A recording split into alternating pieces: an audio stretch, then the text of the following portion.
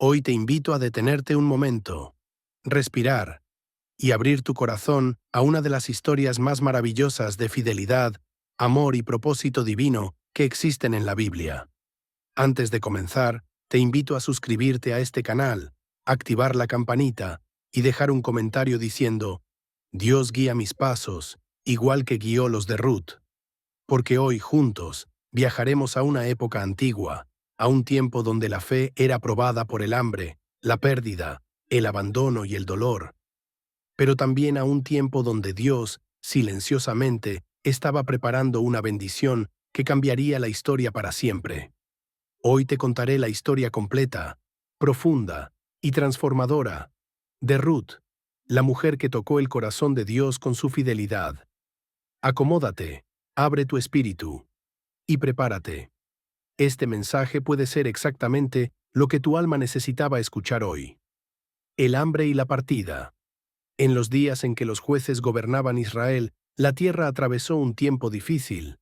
Los campos estaban secos, la cosecha no llegaba, y la desesperanza se extendía como una sombra sobre las familias. En Belén vivía un hombre llamado Elimelec, esposo de Noemí. Tenían 2 hijos, Mahlón y Quilión, pero el hambre era tan fuerte que decidieron abandonar su tierra. Dejar Belén no era poca cosa.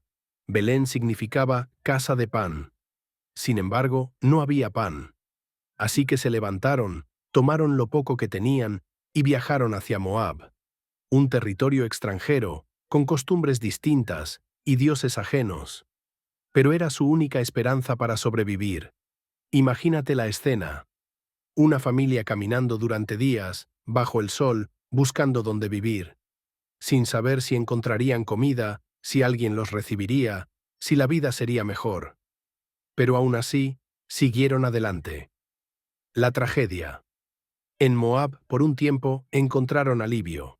Los hijos crecieron, se casaron con 2 jóvenes moabitas, Ruth y Orfa. Parecía que la vida volvía a tomar forma.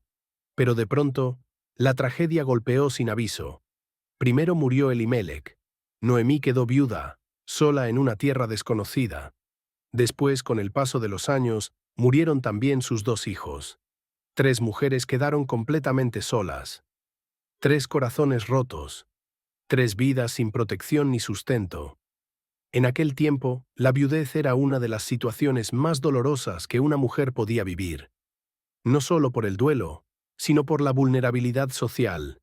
Noemí lo perdió todo: esposo, hijos, sustento, seguridad, familia, futuro. Y en medio de ese dolor, Noemí tomó una decisión: regresar a Belén. Volver a casa, aunque fuese rota, cansada y sin esperanza. La decisión de Ruth.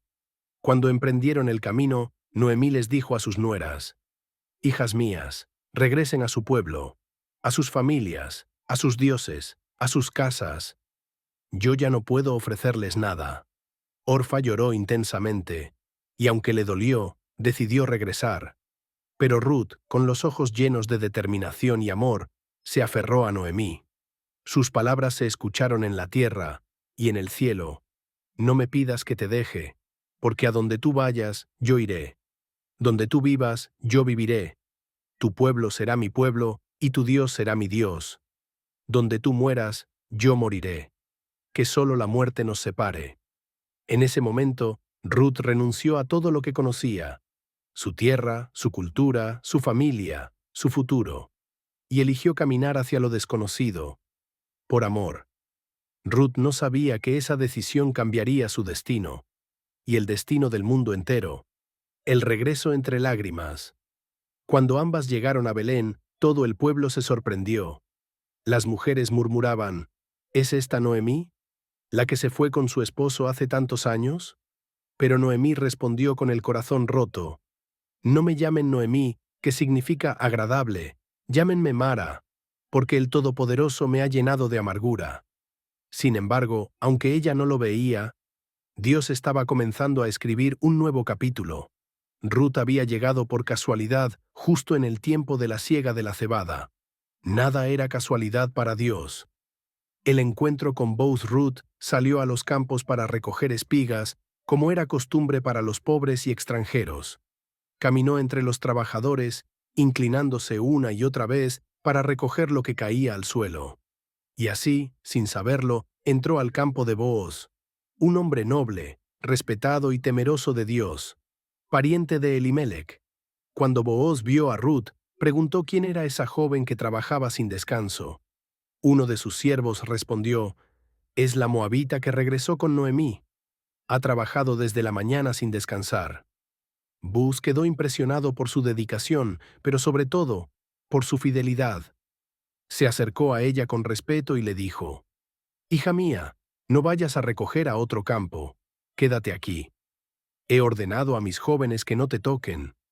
Cuando tengas sed, bebe del agua que ellos han sacado». Ruth se inclinó profundamente y dijo: «¿Por qué he hallado gracia ante tus ojos, siendo yo extranjera?» Y Booz respondió: «Me han contado todo lo que has hecho por Noemí, cómo dejaste a tu pueblo y viniste a un pueblo que no conocías. Que el Señor recompense tu obra, que bajo sus alas encuentres refugio». La providencia invisible. Día tras día, Ruth trabajaba en el campo de Booz. Él la protegía, la honraba, ordenaba que dejaran espigas adicionales para que ella pudiera recoger más. Al volver a casa con abundancia, Noemí comenzó a ver lo que antes no veía. Dios no la había abandonado. Dios seguía moviendo los hilos de su vida. Y entonces Noemí ideó un plan según la costumbre hebrea del Goel, el Redentor. Si Booz aceptaba, podía redimir a Ruth y restaurar el nombre de la familia de Elimelec. La noche en la era. Siguiendo las instrucciones de Noemí, Ruth fue una noche a la era donde Booz estaba aventando la cebada.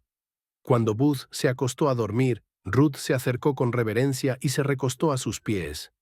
Era un gesto cultural de humildad y solicitud de protección. Booz despertó y se sorprendió al verla allí. Ruth le dijo: «Extiende tu manto sobre mí, porque tú eres mi pariente redentor». Booz quedó profundamente conmovido. Le respondió: «Eres una mujer virtuosa, haré por ti todo lo que dices». Pero había un problema. Había un pariente aún más cercano que debía decidir primero. La redención. Al día siguiente, Booz fue a la puerta de la ciudad donde se tomaban las decisiones legales. Llamó a los ancianos y habló con el otro pariente. Cuando éste renunció a su derecho, Booz declaró en presencia de todos: «Hoy tomo a Ruth por esposa, para preservar el nombre de la familia de Elimelec». El pueblo respondió: «Que el Señor bendiga esta casa, que la haga tan fecunda como la de Raquel y Lea». Y así, Ruth, la extranjera, la pobre, la viuda, fue honrada por Dios. El nacimiento de Obed-Ruth tuvo un hijo. Lo llamaron Obed. Las mujeres del pueblo celebraban diciendo: «Noemí tiene un hijo». Noemí, la mujer que regresó vacía, ahora sostenía en sus brazos un propósito nuevo, un niño que traería alegría, honra y restauración. Ese niño sería el abuelo de David, y del linaje de ese niño vendría Jesús, el Salvador del mundo. La historia de Ruth nos enseña que Dios nunca llega tarde. Él trabaja aun cuando no lo vemos. A veces, los mayores milagros comienzan con decisiones pequeñas.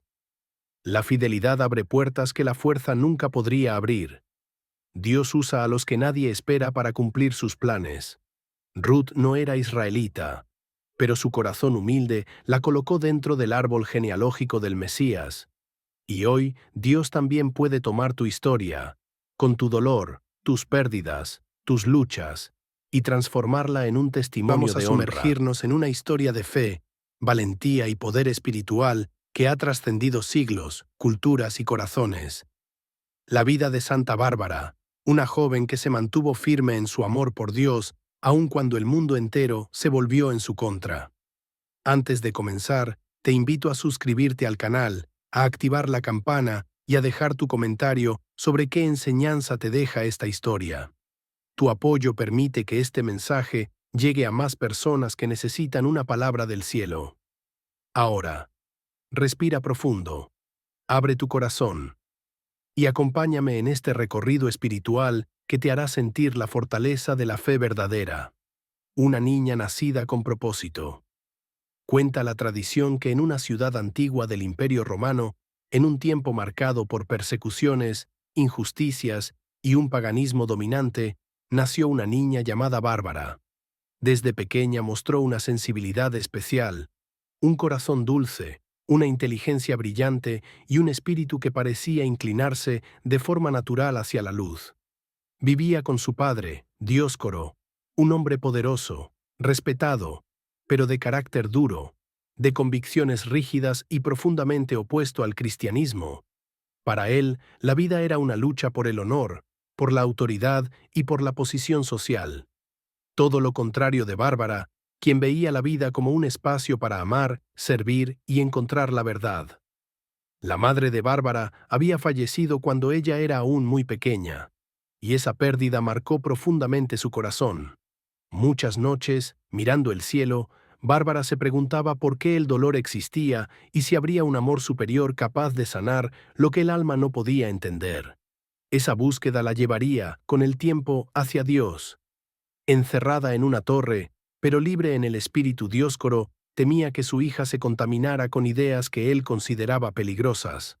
Notaba que Bárbara tenía una inclinación natural hacia las cosas espirituales y temía perder control sobre ella. Por eso mandó a construir una torre, una prisión de lujo en apariencia, pero prisión al fin, donde Bárbara pasaría largas horas aislada. Sin embargo, lo que su padre jamás imaginó es que las paredes no pueden encerrar un alma que busca la verdad. En aquella torre, Bárbara comenzó a reflexionar sobre el sentido de la vida. Miraba el cielo, las estrellas, el sol que entraba por las ventanas, y sentía que una presencia amorosa la llamaba. La belleza de la creación despertaba en ella preguntas que ningún filósofo pagano había logrado responderle. El encuentro con el cristianismo y la revelación. En aquel tiempo, el cristianismo era perseguido ferozmente. Aún así, la gracia encontraba caminos insospechados. Una mujer cristiana que trabajaba cerca de la torre comenzó a hablarle a Bárbara sobre Jesús, sobre su amor, su humildad, sus milagros, su sacrificio y su promesa de vida eterna. Cada palabra encendía algo en el corazón de Bárbara. Era como si hubiera encontrado aquello que llevaba buscando desde niña. Un amor que no abandona, una verdad que libera, una luz que no se apaga. Con el tiempo, Bárbara buscó ser bautizada en secreto. Aquella experiencia transformó su identidad espiritual para siempre. Sintió que por primera vez su alma encontraba descanso, propósito y dirección. Supo que su vida ya no le pertenecía al miedo, ni a la imposición de su padre, ni a las normas sociales, sino únicamente a Dios. La decisión que cambiaría su destino. Cuando Dioscoro comenzó a planear el matrimonio de su hija, un matrimonio que Bárbara no deseaba, ella se armó de valentía y tomó la decisión más importante de su vida: confesar públicamente su fe en Cristo y negarse a seguir las costumbres paganas. Al enterarse, su padre estalló en ira. No podía aceptar que su propia hija se convirtiera en seguidora de una fe prohibida. Sintiéndose traicionado, decidió entregarla a las autoridades romanas. Pero antes de hacerlo, intentó quebrarla él mismo. Le gritó, la amenazó, trató de convencerla de que renunciara a ese Dios invisible. Y entonces ocurrió algo que marcó la historia. Bárbara, con lágrimas en los ojos pero firme en su espíritu, le dijo: «No temo a los hombres, solo temo alejarme del amor de Dios». Aquellas palabras hicieron que su padre cayera en una furia aún mayor. Arresto, torturas y milagros. Las autoridades romanas intentaron destruir la fe de Bárbara mediante torturas crueles. Pero cada vez que su cuerpo era herido, Dios la fortalecía. Hay relatos que afirman que, en una ocasión, Bárbara fue arrojada a una celda semidesnuda y completamente lastimada. Por la noche, mientras el mundo dormía, un resplandor llenó la prisión y Cristo mismo la visitó, sanando sus heridas y renovando su espíritu. Los guardias, al verla recuperada a la mañana siguiente, no pudieron comprender lo que había ocurrido. Pero Bárbara sí lo sabía. Dios estaba con ella. La sentencia final. Cuando los romanos vieron que nada lograba intimidarla, dictaron sentencia de muerte. Y lo más impactante de la historia es que quien se ofreció a ejecutarla fue su propio padre. Cegado por el odio, la honra mal entendida y su rechazo absoluto a la fe cristiana, Bárbara, camino al martirio, no maldijo a su padre. No gritó, no pidió venganza. Solo oró, entregando su espíritu a Dios. Y cuando el filo de la espada cayó, la historia cuenta que un rayo descendió del cielo y fulminó a Dioscoro en ese mismo instante. Por eso, Santa Bárbara es asociada con los truenos, los rayos, la justicia divina y la protección en tiempos de tormenta. Un legado que trasciende siglos. Con el paso del tiempo, la devoción a Santa Bárbara se extendió por todo el mundo. Se convirtió en patrona de quienes viven en peligro. Bomberos, mineros, artilleros, soldados, personas que enfrentan tormentas físicas y espirituales, porque su vida enseña una verdad eterna. Quien confía en Dios, incluso en la tormenta, jamás cae derrotado. Enseñanzas para el alma. La historia de Santa Bárbara nos deja lecciones profundas. La fe auténtica no depende de circunstancias. Bárbara creyó aun cuando estaba sola, perseguida y rechazada. La luz siempre rompe la oscuridad. Ni una torre, ni un imperio, ni un padre lleno de ira lograron apagar la fe de Bárbara. Dios defiende a los suyos. Puede parecer que la injusticia avanza, pero Dios actúa en su tiempo y a su manera. La libertad del alma es el mayor tesoro. Un cuerpo puede ser encerrado, pero un espíritu fiel permanece libre. El amor a Dios conduce a la eternidad. La muerte no fue el final para Bárbara, sino su victoria definitiva. Reflexión final para tu audiencia. Hoy, mientras escuchas esta historia, quizá tú también estás enfrentando una torre, un problema, un dolor, un miedo, una injusticia, un silencio, un diagnóstico, una pérdida. Pero así como Dios se reveló a Bárbara, Él también puede revelarse en tu vida. Él no te dejó solo. Él no te ha olvidado. Él no te abandona en el momento oscuro. La fe que sostuvo a Bárbara puede sostenerte a ti hoy. Solo necesitas abrir tu corazón y permitir que Dios haga lo imposible posible. La historia de Esther. Una historia donde la mano de Dios se mueve en silencio, pero nunca deja de moverse. Una historia donde una joven común, huérfana, sin poder y sin posición, es levantada por Dios para cambiar el destino de todo un pueblo. A veces vemos nuestra vida y pensamos, ¿qué puedo hacer yo? ¿Qué propósito puede tener mi historia? Pero la vida de Esther nos recuerda que Dios siempre puede hacer algo grande con alguien dispuesto a creer, obedecer y confiar. Prepárate para una reflexión profunda, inspiradora y llena de fe. Adasa, la niña huérfana. Que Dios no abandonó. Antes de ser reina, Esther fue solo una niña llamada Adasa, una joven judía exiliada en el vasto imperio persa. Había perdido a su padre y a su madre cuando aún era muy pequeña. Pero cuando el mundo la dejó sin familia, Dios puso a alguien para cuidarla. Mardoqueo, su primo, quien la adoptó como hija. Esther creció en medio de la cultura persa, pero Mardoqueo le enseñó la fe, la identidad, la dignidad y los valores de su pueblo. Le enseñó a honrar a Dios aún en tierra ajena. Le enseñó que, aunque nadie la viera importante, Dios sí la veía. Esta parte de la historia ya es poderosa, porque muchos creen que su origen determina su destino. Pero Dios se especializa en levantar vidas que el mundo descarta. Esther no tenía apellido, no tenía dinero, no tenía influencia. Y aún así, tenía algo que vale más que todo eso: el favor de Dios. Hadasa aprendió desde niña que incluso en medio de la pérdida, cuando todo parece romperse, Dios sigue sosteniendo cada pieza. El rey Asuero y la búsqueda de una nueva reina. Mientras Esther vivía su vida en anonimato, otro escenario estaba formándose en el palacio real. El rey Asuero, gobernante de 127 provincias, desde la India hasta Etiopía, era un hombre acostumbrado a grandes fiestas, lujos y despliegues de poder. En medio de una celebración, el rey ordenó que su esposa, la reina Basti, se presentara ante él y sus invitados. Ella se negó. Y aunque su decisión fue valiente, fue castigada con la expulsión del palacio. Esto abrió un espacio que Dios ya tenía preparado para Esther. El rey ordenó reunir a las jóvenes más hermosas del reino para escoger una nueva reina. Miles de mujeres fueron llevadas al palacio. Entre ellas, Esther. Ella no buscó ese lugar. No pidió ser reina. Pero cuando Dios tiene un propósito, te lleva a lugares que tú jamás hubieras imaginado tocar. Esther pasó un año completo en preparación.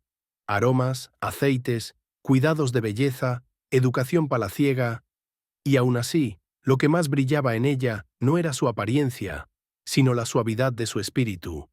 Cuando finalmente le tocó presentarse ante el rey, Asuero la miró y encontró en ella algo diferente: gracia, humildad, pureza, luz.